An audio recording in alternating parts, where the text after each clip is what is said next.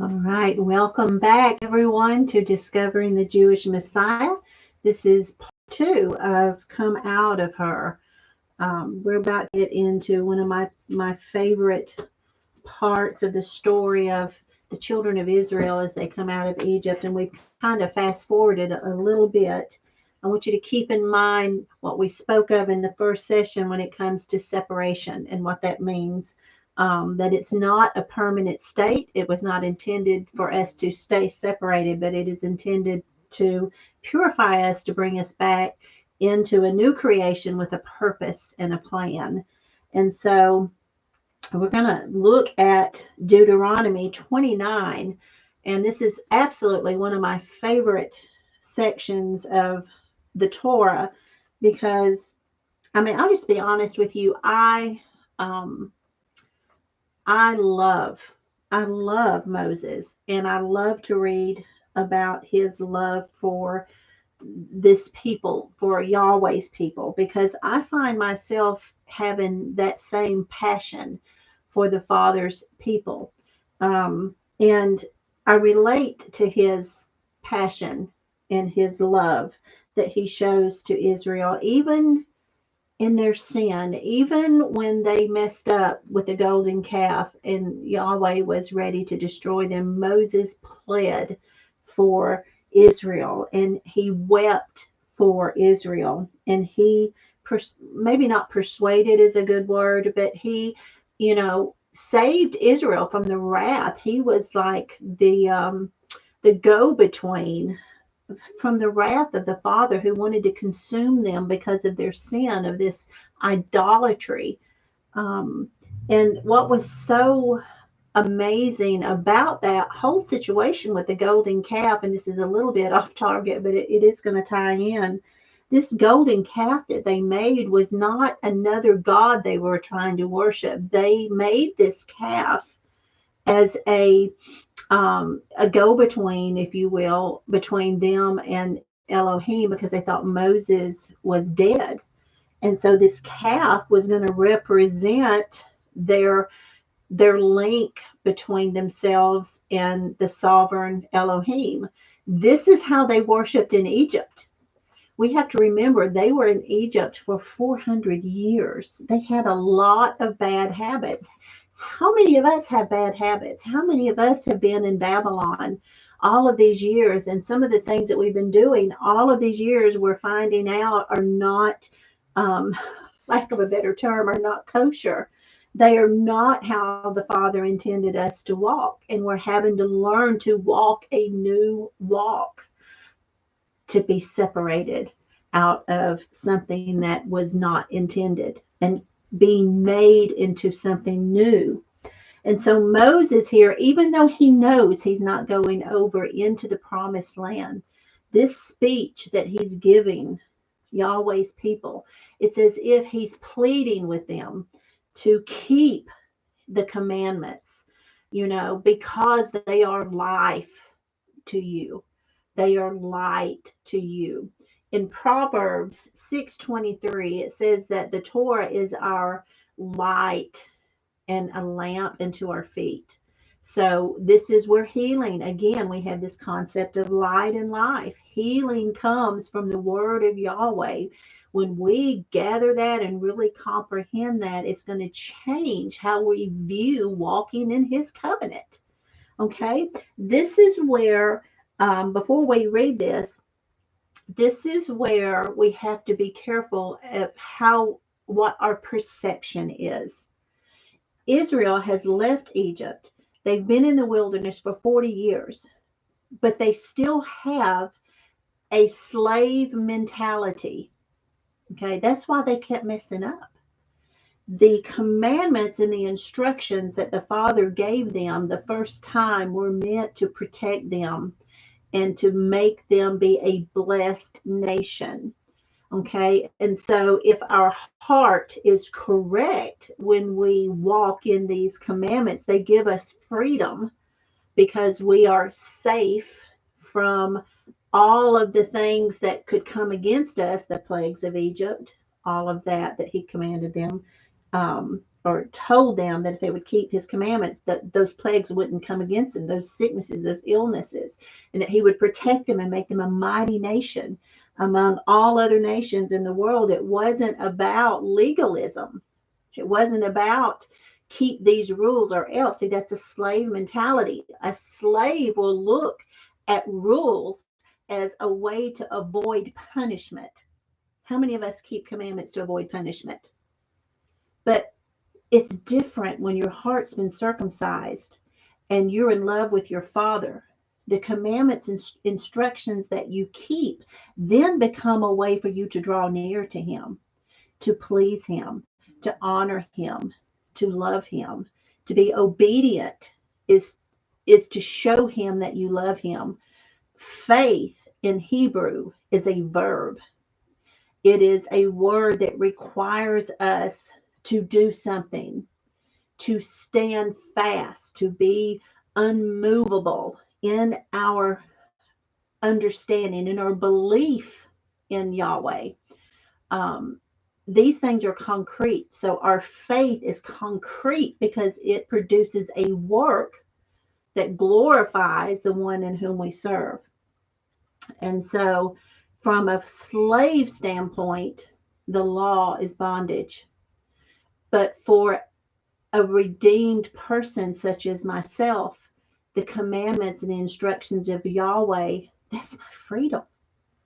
Because that gives me access to Him. And that allows me an opportunity to walk like He walked, to speak as He spoke, to draw near. They bring me life because they keep me out of trouble, right? They keep me from stumbling. They keep me out of idolatry, which is something that Israel just continually walked in idolatry. And they were constantly looking for other gods to worship. They would intermarry, and mix with the nations and would end up serving these other gods, which is mind-blowing to me after all they've seen. But you see, they may have been circumcised in the flesh, but not their heart, many of them. And that's why they struggled, because then keeping these commandments and these instructions was no longer a way to draw near. They were doing it in their own power and not looking at Him in the view of a free man, of being redeemed and walking in this liberty that they had because of who their Elohim was. They still had the slave mindset. And I'm afraid that many of us have that same mindset. We view the commandments of our Father as bondage. Okay. And one thing I want to encourage you to do is read Psalms 119. I read that book so much, and it brings tears to my eyes because of the beauty that David sees in the Torah, in the law, in the commandments, in His instructions, in His statutes, because that is Yeshua. The Torah is Yeshua. Yeshua is the Torah in the flesh. And David was so in love with the Torah, with Yeshua. How many of us love Him that much that we see His commandments and His statutes and His judgments as a joy, a way to draw close? And that's the whole mindset that we need, our perception. And it's going to determine whether we are keeping these commandments as legality, or if we're keeping them out of a circumcised heart that seeks to know the Father on a deeper level, that seeks to be blessed by Him. So here in Deuteronomy, in verse 20, or in chapter 29 of Deuteronomy, we're looking at Moses, and he's talking to Israel, and he says, you've been here 40, I've been leading you around in the wilderness for 40 years, basically. And now this is the things that he says, your shoes haven't worn out, your clothes haven't worn out, you've had food to eat, water to drink. Your eyes have seen great and marvelous wonders, many miracles and signs. And then going down to verse 9, and Moses says, therefore, you shall guard the words of this covenant and do them so that you prosper in all that you do.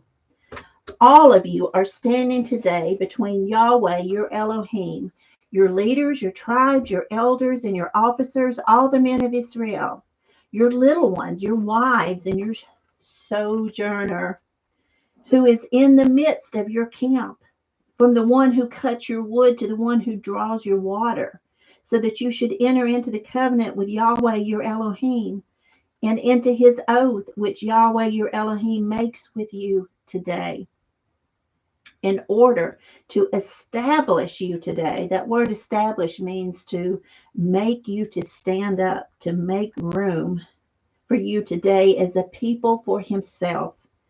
In Psalms 82, it says that Israel was Yahweh's inheritance. And he himself be your Elohim, as he has spoken to you, and as he has sworn to your fathers, to Abraham, to Isaac, and to Jacob. And not with you alone am I making this covenant, and this is in this oath. This is very important. But with him who stands here with us today before Yahweh your Elohim, as well as with him who is not here with us today. Friends, that's you and I. If you are a believer, if you have been washed in the blood of Messiah, Ephesians is going to talk to you and teach you that you are grafted in, that you are as a natural born Israelite. Guys, grace did not start in the New Testament. Grace was right here before they went over into the promised land. Jew and Gentile reconciliation and being one people was not a new thing. We see it right here, the sojourner and those not standing there. So the ones that come out of Egypt with them from the nations who served the Elohim of Abraham, Isaac, and Jacob, they were counted as a natural born Israelite. When you come to Messiah, you're not a Christian, you're Israel. Christian was a term given by the Romans. It was a derogatory term, a racial slur, that we might use today. And if you were going to say something politically incorrect about someone of a different race or color, that's the same concept the term Christian was used in. Believers never called themselves Christians. They called themselves believers. They called themselves those of the way. They called themselves followers of Messiah. Okay, they were the family of Elohim. They were one new creation. So when you are washed in the blood of Messiah, you are grafted into the olive tree that is Israel. You are Israel. And right here, he's speaking to you for those yet to come who were not here this day. That is us. These commandments, these statutes, these judgments, these laws that were put into place, these instructions that put fences around his people to protect them so that we could be blessed, so that we could be saved from idolatrous practices that would separate us from the Father, that would break the covenant that we walk in with him. This covenant is a legal agreement. And so right here, he's telling us this isn't just for you, but this is for those that's not even here yet. Grace, mercy, and the grafting in of Gentiles into the nation of Israel did not start in the New Testament. It started right here. Actually, before that, Abraham was not an Israelite. Okay, he was a Canaanite. He was a heathen. Okay, and because he walked with Yahweh, because his heart was changed, it was counted as to him for righteousness because he believed. Okay, so he put on righteousness. He walked as the Father taught him to walk. And that is the same as it is with us today. But so much of it has to do with our perception. In 1 Corinthians 10, you see many warnings against idolatry and sin. So what is idolatry? What does that even mean? You know, idolatry can be many things. it doesn't. And now in this day and age, there was a lot of idolatry. In the New Testament times with Paul and the apostles, they battled idolatry because they had been scattered among the nations again because of disobedience. They had been divorced, okay, actually divorced, and been scattered into the nations. And so they had not been walking as they should. They had been taking up practices of the pagan nations. And so they worshiped other gods, different idols, many gods. Many of them worshiped many gods. And so that is one form of idolatry. But idolatry is anything that we put before our Father. It could be work, it could be play, entertainment, it can be so many things. But idolatrous practices also include things that these people did in worship to their false gods. Okay, that is practices that Yahweh said, I don't offer them to me. Don't do these things. Don't follow after the nations. You tear down their altars. You burn their groves of trees that they worshiped. And you don't do these things like the nations do. You walk in my statutes and my covenants. We are separated out from them. He pulled us out from there. And he gave us a certain set of standards to live by, certain foods to eat, certain days to observe, such as his Sabbaths and his holy feast days. We're coming up on Passover in Leviticus 23. You can read about it, Exodus 12. We've got Passover, unleavened bread, first fruits, Shabbat or Pentecost. These are the spring feast of Yahweh. And he commanded us to keep them forever as a perpetual covenant. Okay, it's a covenant promise. And he said, you keep these days, I'm going to be there. Okay, he's going to come and feast with us and be among us. And we are commanded to keep them forever. And as we see right here, it's not just for the Jews. These are not Jewish holidays. These are feasts of Yahweh. And he said, even for those who are not here yet, for those to come, that these things are to be kept and remembered in order that we might be blessed. Not to give us rules and regulations that we have to keep like a slave. They're to give us freedom and liberty, because in them we draw near to him. We are made like him. He reveals himself to us as we walk in obedience. If we don't have a heart that is obedient, that longs to draw near, that wants to please the Father, then these things will be bondage, because you're not truly following Messiah from a heart that is for him. You are doing these things to earn. You're doing things of your own strength. You're doing things to kind of make a checklist, if you will. And so at that point, yes, these things would be legalism. These things are not going to be beneficial. No, the law, these works here, they were not given to bring salvation. The reason it's so important to understand the separation and the coming back together to create a new creation. The whole purpose of this was to separate us out and bring us together to create one new person, one new body, one new entity, so to speak, that would be a light to the nations. Okay, that would be his image bearer in this dark world. That would be the light that's called out of the darkness, that would shine forth to the nations, and show them the freedom and the joy that we have in him, and make them want what we have. That's the whole purpose of light, is to bring healing and to bring understanding. He is the light of the world, right?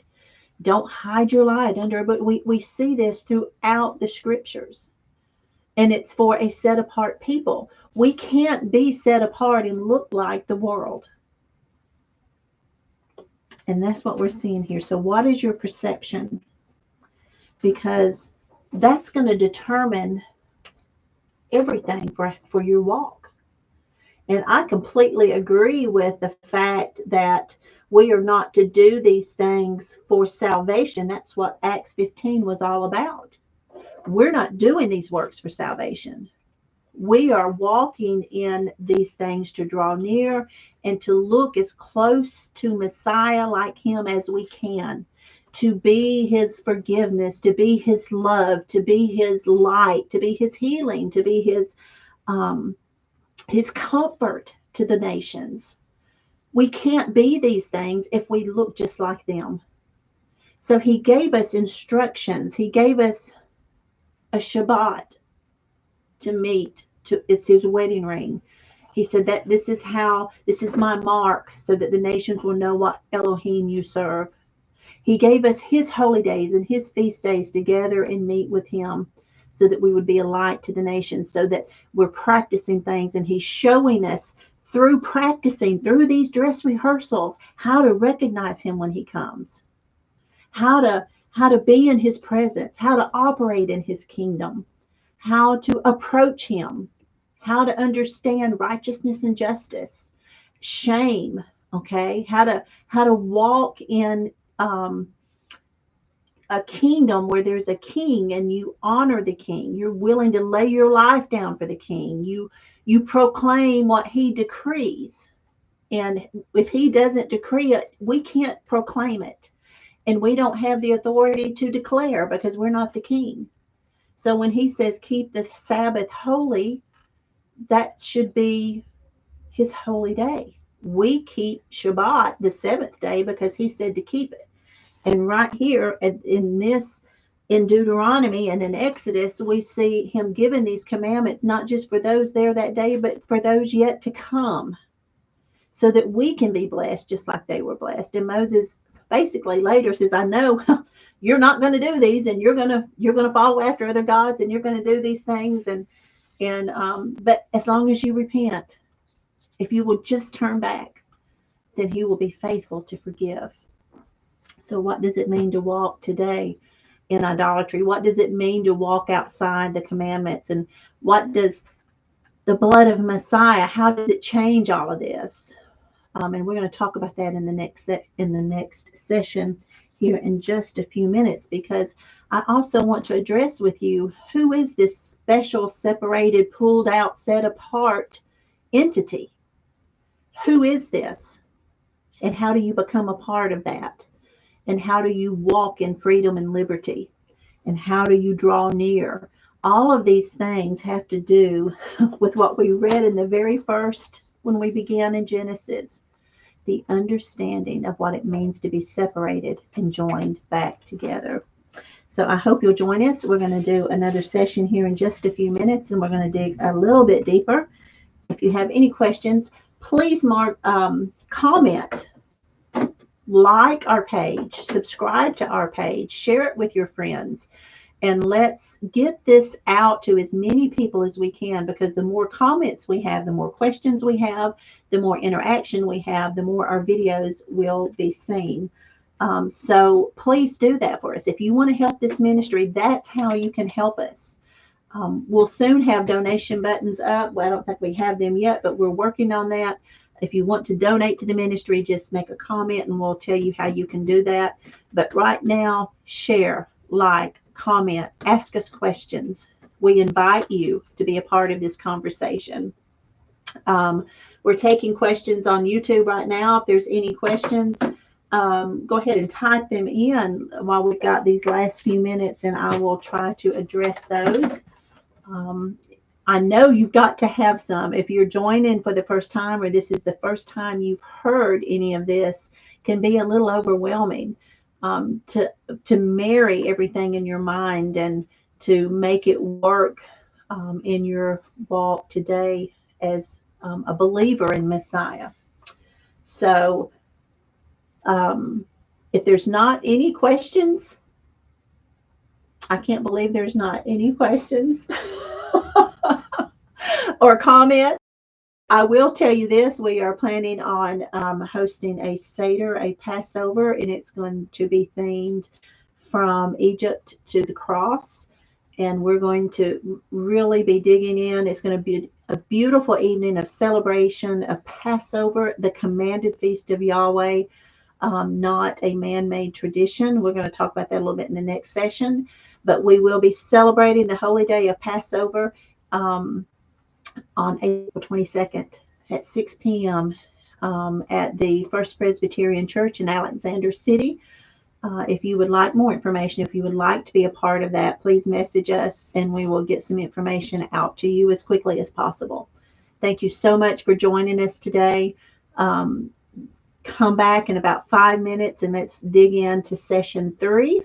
I look forward to sharing more with you. May our Father bless and keep you. May his face shine upon you and may he give you his shalom. Shalom, friends.